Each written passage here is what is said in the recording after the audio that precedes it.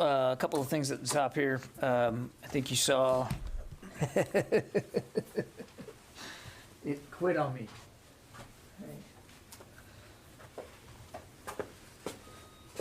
I think you saw that this morning the Secretary called his Romanian counterpart, Minister Dinku, to continue coordinating our assistance to the Ukrainian people who are bravely resisting Russia's aggression. Both leaders shared a sense of urgency, a shared sense of urgency, given what's going on in the eastern part of the country, and both leaders, of course, commended Allied efforts to provide humanitarian and security assistance to Ukraine. The Secretary also commended Romania for welcoming hundreds of thousands of Ukrainian refugees, and he was able to get an update from the minister on the formation of the French-led NATO multinational battle group that's in Romania. I think we issued a readout of that call a little bit ago.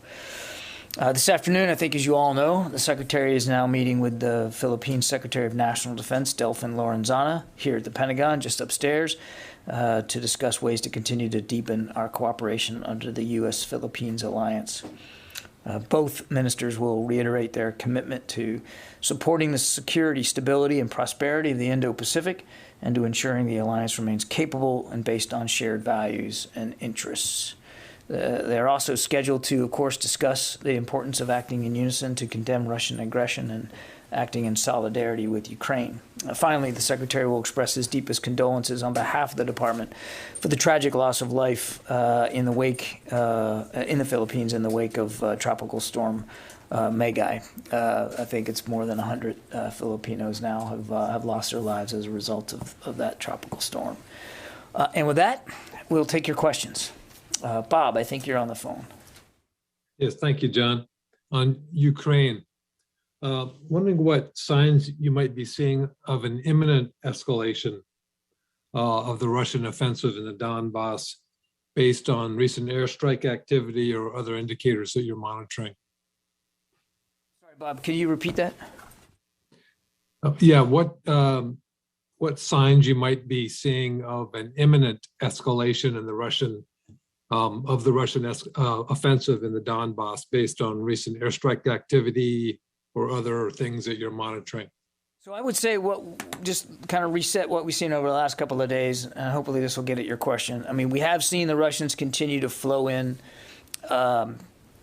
enablers, capabilities that will help them fight in the Donbass going forward. That's artillery, rotary aviation, helicopter support, command and control enablers, and we do believe that they have reinforced the number of battalion tactical groups in the east and the south of Ukraine. Now, we can't say specifically where all these battalions, these tactical groups are going, but we have seen over the last few days that they've added now more than 10 to what they already had there in that part of the country. Separate and distinct from that, Bob, we have continued to see the concentration of their airstrikes and artillery in the Donbass and in the south, particularly around and in Mariupol. That's where the preponderance of their strike activity has gone, and the fighting with Mariupol, as you guys have all seen, continues. The Ukrainians are still resisting. The city has not fallen to the Russians, but they continue to pound it from the air and through long-range fires. So it's been just over the last several days, you can continue to see the Russians are doing what we call shaping. They're trying to set the conditions for more aggressive, more overt, and larger ground maneuvers in the Donbass. But again, I would remind, this is an area of the country that has seen fighting over the last 8 years. This is a terrain that both sides understand and know, and the Ukrainians, it's not like they ever left the Donbass and only have been, racing to get there in the last few days. They have been there throughout this invasion and throughout the last 8 years, and they continue to fight very, very strongly for places in the Donbass. And we have seen indications in just the last few days that the Ukrainians not only have defended bravely, but they have been able to secure certain villages and towns in the Donbass. Travis. Yeah, I have a question about Ukraine too, and U.S. troops training Ukrainians on the howitzers and the radar systems. We've heard that training could start this week. I'm just wondering if there are additional details, like you know, how many U.S. troops will be involved, where this is going to happen, some essential details like that, or is this going to be held closely by the Pentagon as some operations? I think we're going to obviously, so let me back up. It is true that we believe we'll be able to begin a process of training Ukrainian armed forces on the howitzers that will be shortly heading over. That training will occur outside of Ukraine. It'll be more of a train the trainers kind of environment. So it'll be a small number of Ukrainians that will be trained on the howitzers, and then they'll be reintroduced back into their country to train their colleagues. I'm not going to get into the locations. It'll be outside of Ukraine. I'm going to refrain right now from talking about who's going to be doing the training and exactly on what timeline. I think as we get closer to things, we may be able to talk a little bit more about it, but there is a plan now that we are beginning to execute, and we think that that training can happen in the next several days. Important to remember, Travis, that this is not as, while this particular system is new to the Ukrainians, they don't use American howitzers in artillery.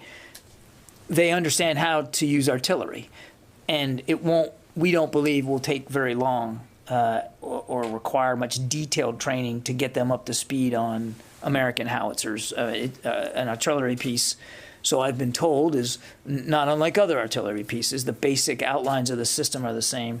We'll just have to get them up to speed on the particulars of our howitzers. These are 155 howitzers. The Ukrainians typically use 152. It's a different caliber, but it doesn't mean that it's going to be overly laborious to get them up to speed on this. And I think, again, we'll be able to get this training done, at least the first round of it, in the next several days. And if I could just follow up, obviously the battlefield is very fluid with Mariupol and what's happening in Donbass. But is it possible at this point in time to talk at all about how this training and this equipment like the howitzers and the radars could influence the battle? Or what capabilities it would give Ukrainians? The artillery is a specific item that the Ukrainians asked for because of the fighting that they expect is going to occur in the Donbass. Again, I want to remind there has been fighting there for 8 years. There's fighting there today. But the terrain lends itself to the use of artillery, to long-range fires, as we call it. And we know that the Russians also believe the same thing because we're seeing them move artillery units into the Donbass as well. And so we want to give the Ukrainians every bit of advantage that we can. They specifically asked for artillery support, and we answered that with this recent drawdown package that was just authorized on the 13th. So that was Wednesday of last week. And it's 18 howitzers, 40,000 rounds of artillery, 155 artillery that will go with the howitzers. And look, we'll continue to talk with them. It'll be an iterative conversation, and there may be additional security assistance that comes on top of what we just announced. You didn't ask this, but I think it's important to also point out that that authorization from the president was on the 13th. The execute order was issued on the 14th, and on the 15th, 2 days later, the first shipment started arriving in the theater of stuff from that $800 million drawdown package. Now, again, I'm not going to get into the inventory list and exactly what was on that first shipment, but that is unprecedented speed. 48 hours after authorization from the president, first plane was on its way. And there have been subsequent shipments since then, almost a half a dozen, as you and I speak here today, have already arrived in the region. Sylvie. I have two questions. First, the Russians announced that they have bombed a weapons stockage facility where some Western weapons were stocked. Can you confirm that? No. I know that they struck Lviv. They hit targets in Lviv, and I think they also struck in Kyiv over the last couple of days. We don't have a clear sense of battle damage assessment about what they were targeting and what they hit.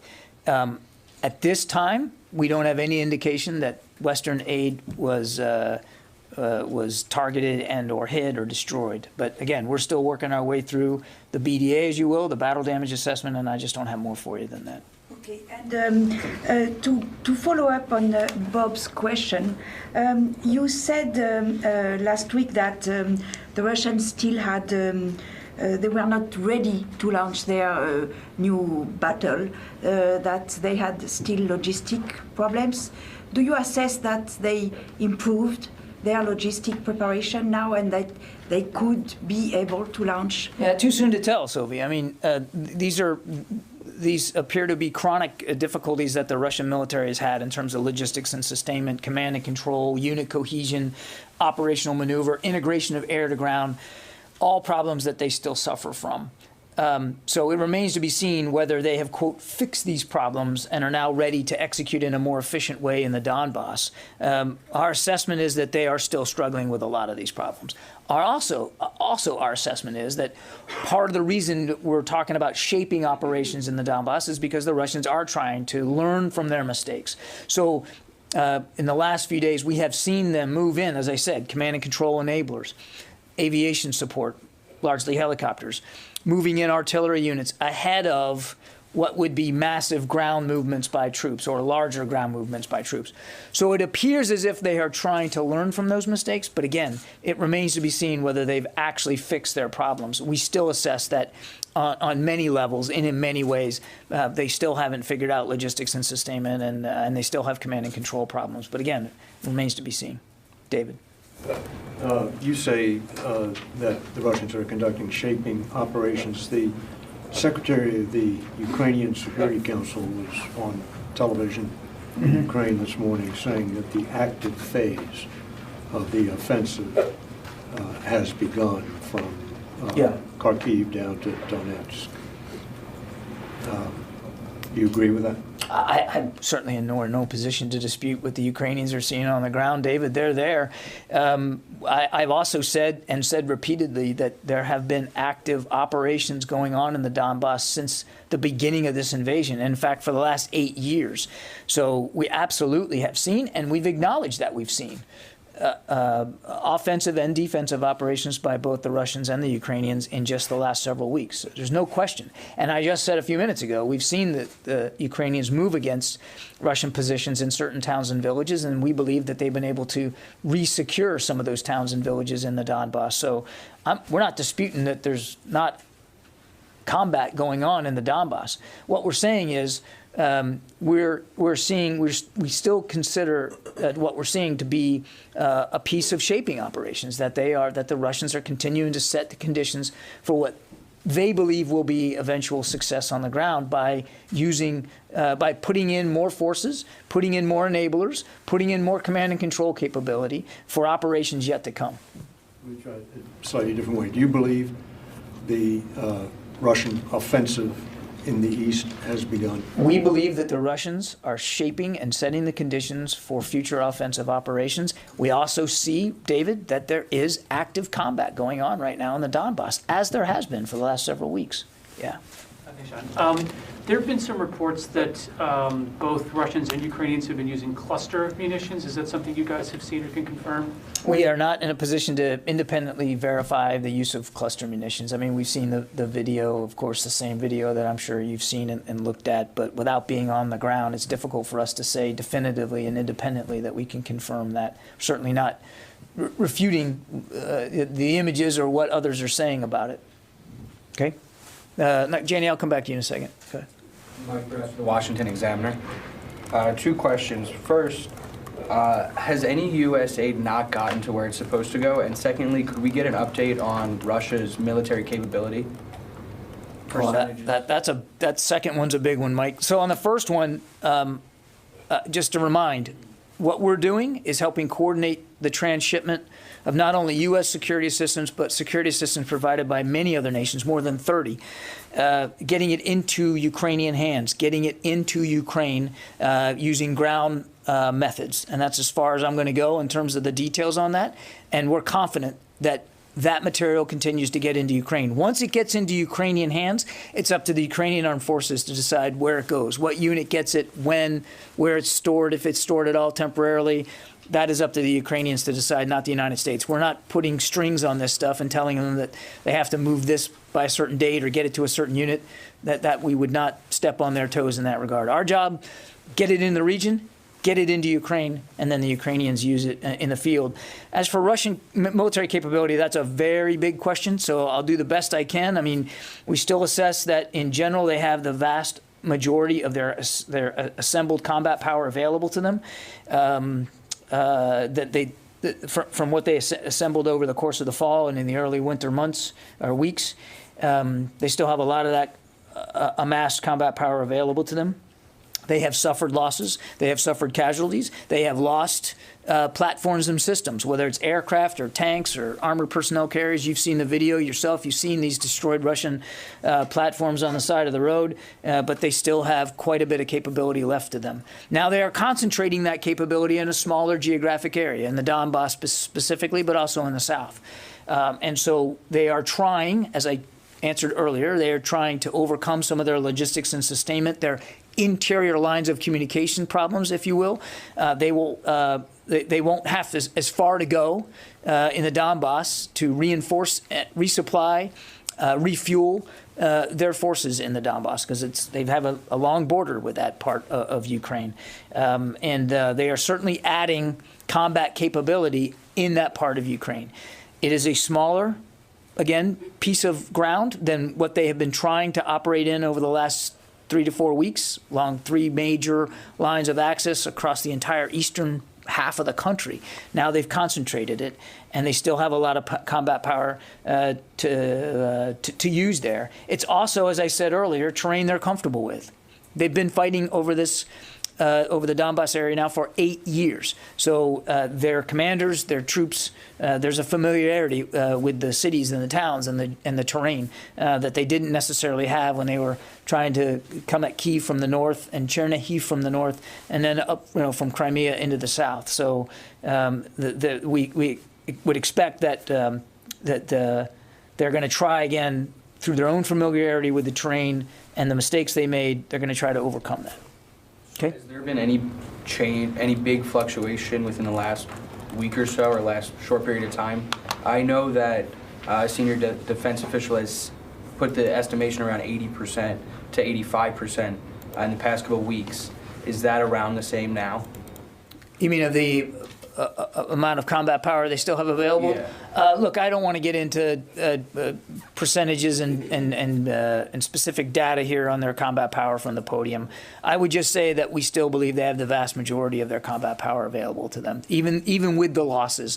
They had taken time, months, to assemble combined arms capability outside of Ukraine: aviation, armor, artillery, infantry, special operations, airborne. They assembled a lot, and they still have a majority of that available to them, even with the losses that they've sustained in the last few weeks. Right. Yeah, go ahead. Go ahead. Just following up on what Ms. Brest was getting at, could you update us a little bit, if you have any visibility into the mix of troops available?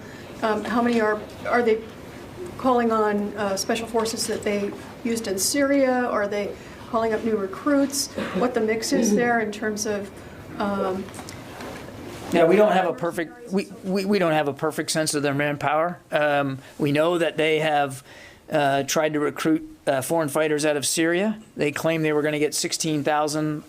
We don't have a number to tell you that they got that many, but we know that they have actively tried to recruit foreign fighters out of Syria. We know we've seen indications that they have tried to reinforce their troop levels from other parts of Russia, as well as countries outside of Russia and outside of Ukraine.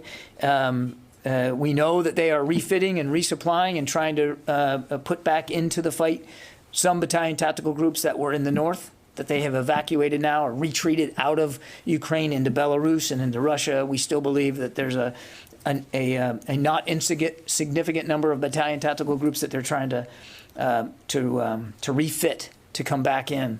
And we know that just in the last few days, they have added to their battalion tactical groups in the east and in the south. Again, we don't know exactly where all these units are or when they were reintroduced, but we know they have added to their force levels in the east and in the south. And just one other. The bombardment of Lviv, is that any sort of, could we read that as an indication that they have ambitions to go farther west? I mean, it's only 40 miles from the Polish border. Yeah, they've struck targets near Lviv before. I wouldn't call it a bombardment. We noted at least one airstrike in Lviv over the last couple of days. Again, I can't get inside the Russian mindset here and tell you what exactly they believe they were striking and with what intent. As I told Sylvie, we're still trying to assess it ourselves as best we can. We're not there on the ground, so we don't know perfectly what they hit or what the intent was. But clearly they struck out at Lviv and they struck out in Kyiv over the course of the weekend. But most, and I think this is important to remember, most of their airstrike activity and artillery strikes are happening in the east and in the south, specifically Mariupol. Barb. Two questions on two different subjects, if I may. Just to go back on Russia for a minute, you mentioned that you believe they are still having logistics, sustainment, and command and control issues, even as they put these enablers in forward positions.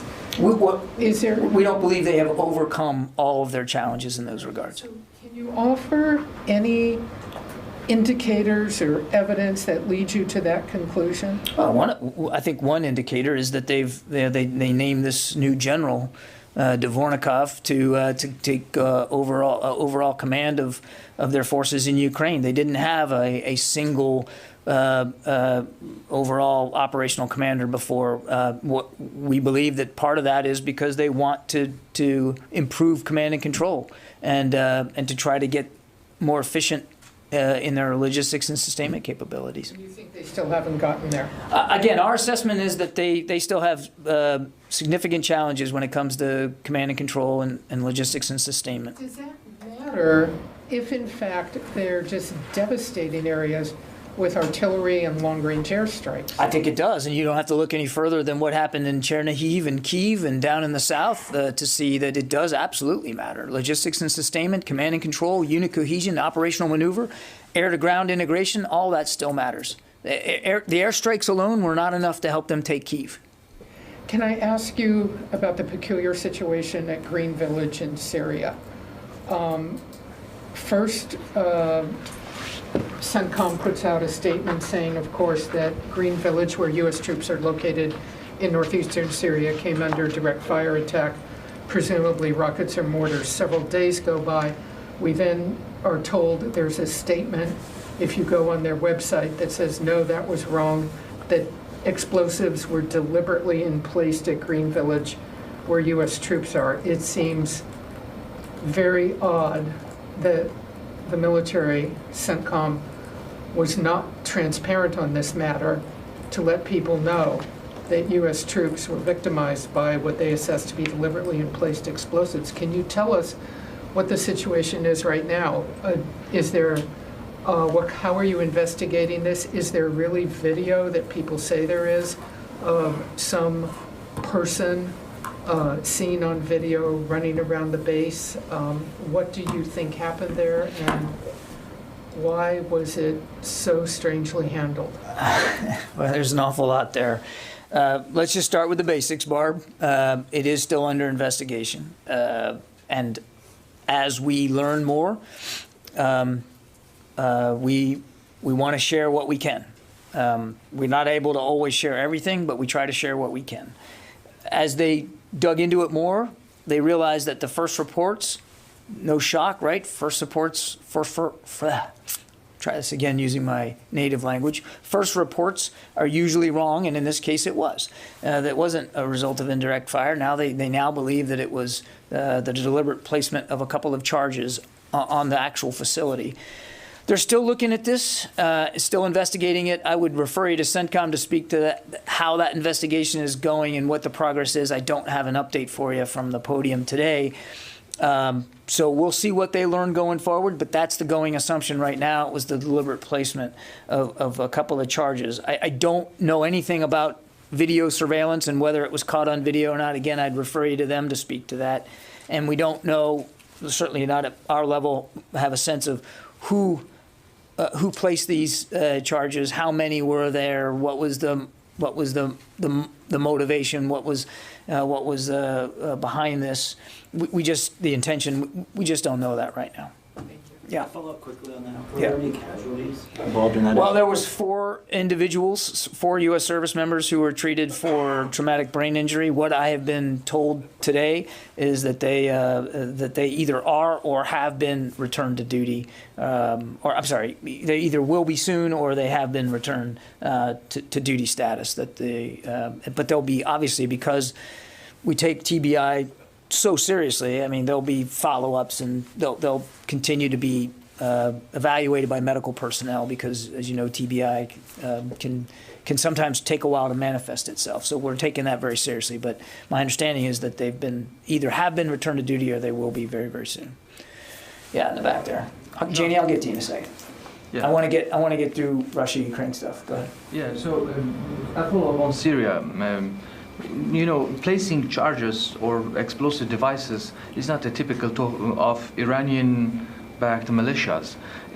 Are you concerned that there are some insider kind of threat to the U.S. base over there? Well, clearly there's a concern about some sort of insider threat. If the going assumption is now that they were deliberate placement of charges inside Green Village, of course that's a concern. And who is with the U.S. forces down there in that base? I'd refer you to CENTCOM. I don't have a laydown of everybody that's at Green Village. I just don't have that for you today.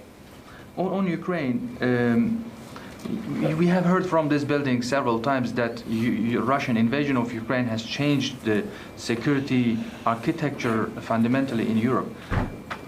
After all these failures of the Russian military, is this still the assessment? And do you think that Russia is still a big threat to the European security?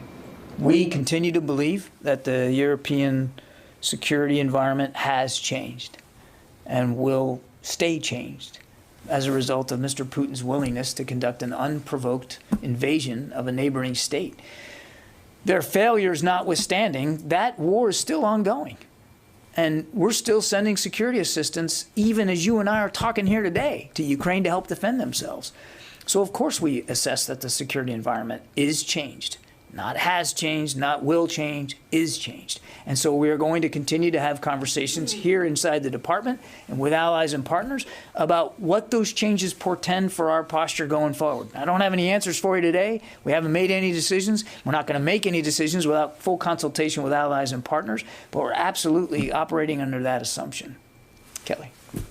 You mentioned, I believe, to Sylvie's question, that Russia is learning from its failed efforts in the north, but also saying that they're still having these command and control issues. So are they learning from what happened in the north? What are we seeing? What are you assessing? I think we believe that they are trying to learn from past mistakes, and you can see that in just the way they are conducting these shaping operations. They're conducting themselves in ways that we didn't see them around Kyiv, for instance. So it appears as if they're trying to learn. Now, whether they will be successful in doing that, whether we can say they have learned, I just don't think we're ready to say that right now. I think it's too soon to know. And one more, if I may, on cyber attacks. I wanted to ask you if you're seeing any military systems being targeted, command and control, and how is the U.S. going to respond if the U.S. and NATO are hit by cyber attacks? So you're asking if we have suffered any cyber attacks as a result of a couple of the DoD infrastructure, cyber infrastructure gets assaulted in cyberspace every single day by a plethora of different actors out there. It's something that we have to be cognizant of every single day and work on our resiliency every single day. Do I have any information about a specific cyber attack based on, from Russia or Russia state actors as a result of Ukraine? No, I'm not. Yeah, in the back. President Zelensky said over the weekend he fears Russia using nuclear weapons, but Ukraine's head of the military intelligence, he says that he thinks Putin's bluffing. What's the U.S. assessment on that possibility that Putin were to use nuclear weapons? I would just tell you two things. One, we noted with concern, as we said at the time, when Mr. Putin began to use escalatory rhetoric with respect to nuclear weapons at the very outset of this war. It certainly got our attention. Number two, and we said at the time that kind of rhetoric coming from a nuclear power, clearly not constructive, and warranted us taking it seriously. Number two, and I've said this before, I'll say it again because I'm not going to talk about the details of our strategic deterrent, but the Secretary we're watching this every single day. We monitor it as best we can. He remains confident in our strategic deterrent posture and our ability to defend the homeland as well as our allies and partners from a strategic deterrence perspective, and that's really where I'm going to leave it. Jared from Al Monitor. Hi, John. My question has been asked. Thank you. Jared, the last question, Janie. Thanks, John. On North Korea, and I asked a question after that, I follow up. And the North Korea test fired on new tactical guided weapons yesterday. What is the U.S. reactions on this? We're still analyzing these launches, Janie. I don't have a lot of detail for you today. Obviously, we're still trying to assess what exactly happened here. How does the Pentagon evaluate North Korea's nuclear warhead missiles? It ability to strike the United States mainland? I think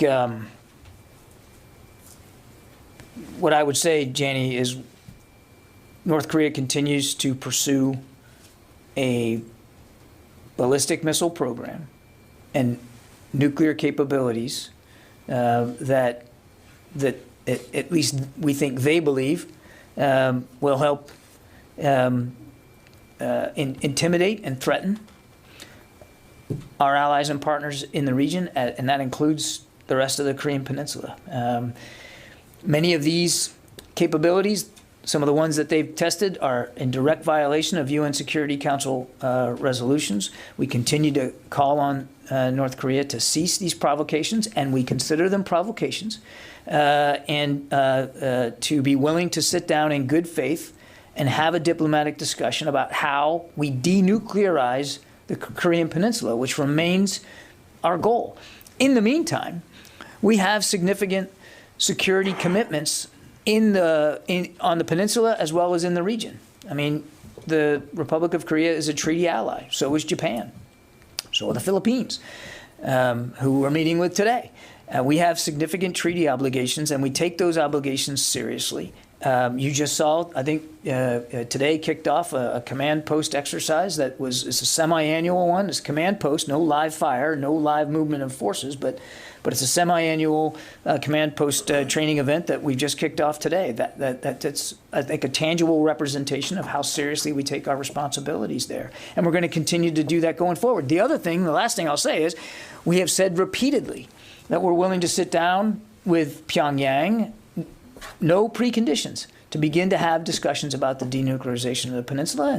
And to date, rather than showing any willingness to sit down in good faith and negotiate and talk and use diplomacy, the North continues to conduct tests. Now, again, on this latest one, we're still analyzing it. I just don't have any more detail. You know that the North Korea didn't want to come up and talking with the United States. How can you make it North Korea's denuclearizations, Korean Peninsula? We still believe here at the Department of Defense that the best way to pursue the denuclearization of the peninsula is through diplomacy. And the Biden administration has made it clear we're willing to sit down without preconditions to try to affect that outcome. And Pyongyang has answered only with more tests. If diplomacy is not work. I'm not going to talk about hypotheticals. We believe diplomacy is the best path forward here. In the meantime, we have serious security commitments to our South Korean allies, and we're meeting those. We're making them tangible. We're making them real. This command post exercise that just kicked off today is a good example of that. Okay, thanks everybody. Got to go.